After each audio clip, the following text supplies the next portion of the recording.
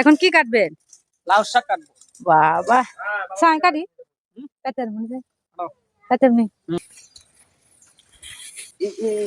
একটা তুলি। বাহ কাটলাম একটা।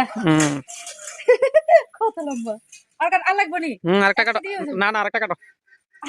এতে এদিকে এদিকে এদিকে এদিকে কাটো।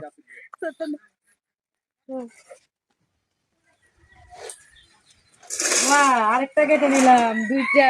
আর কি লাগবে রান্নার জন্য? পালং শাক। পালং এবারে শাক এটা এগুলি আমি তুলবো। এটা সরেন আমি তুলি। মাঝখান মাঝখান তো তুলি। হ্যাঁ বাহ কি ফ্রেশ ফ্রেশ সবজি, এগুলি রান্না করলে রান্নার স্বাদও দ্বিগুণ হয়ে যায়। মূলা গাছ, এই যে কি সুন্দর মূলা গাছ, এখনো মূলা হয়নি মনে না, আমি দেখে বুঝেছি।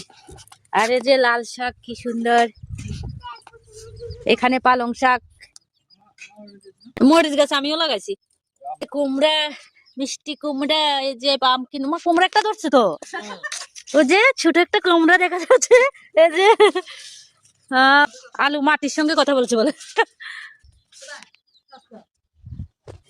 পালং শাক গুলি তুলছি।